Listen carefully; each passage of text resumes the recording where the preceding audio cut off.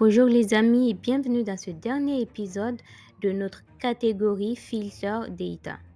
Donc dans cette vidéo, on va parler du processeur Flag Rose with Formula. Si vous vous rappelez, dans les épisodes 10 et 11, on avait déjà parlé du Flag Rose. Cette fois-ci, on va voir comment flaguer, comment marquer les lignes de votre colonne, de votre jeu de données selon des conditions complexes définies par une formule. Passons dans DataIQ pour voir un exemple. Dernière vidéo de la catégorie Filter Data, on va chercher à flaguer les lignes avec une formule. Donc on va utiliser le Flag Rose with Formula. Du coup, pour ça, on retourne dans notre Prepare Recipe. Et là-dedans, je vais désactiver l'étape précédente. Et donc, on peut se dire ici qu'on va flaguer les lignes où l'âge est supérieur à 30, par exemple, et le score inférieur à 50. Donc, pour ça, puisqu'on parle bien du Flag Rose with Formula, ça veut dire qu'on va utiliser Formula. Donc, pour ça, on va aller chercher le processeur Flag Rose with Formula. Et donc, notre colonne à flaguer, on va l'appeler flag, on a dit date and score. Donc, on retourne définir notre condition de flag. Donc, notre condition de flag, on s'est dit que on cherche à flaguer les lignes où l'âge est supérieur à 30 et le score inférieur à 50. Donc, pour ça, je vais je vais utiliser un if. Donc, if âge supérieur à 30 et score inférieur à 50. Hop, score inférieur à 50. Tu me mets un trou. Sinon, false.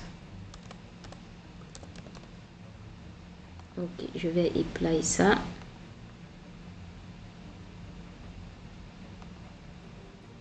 Je save.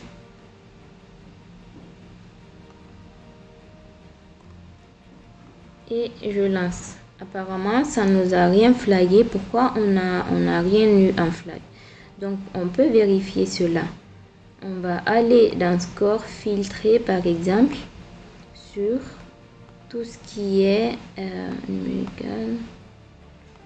On va filtrer sur les scores. Ou sinon on va plutôt faire une sorte. Ah pardon, je devais filtrer mais je suis allée cliquer sur l'analyse, désolée. Donc on a dit qu'on va filtrer sur tous les scores égal à 50. C'était quoi la condition? Score supérieur à 50 plutôt. Donc supérieur à 50, je vais utiliser un sort. Ok, supérieur à 50, c'est à partir d'ici. Est-ce que à partir de cette ligne, on a un âge supérieur à 30? Non. Donc, c'est normal que le flag n'est pas... Le flag a bien fonctionné, hein. C'est juste que la condition qu'on a définie, c'est-à-dire l'âge supérieur à 30 et le score supérieur à 50, on n'a aucune ligne qui répond à cette condition-là.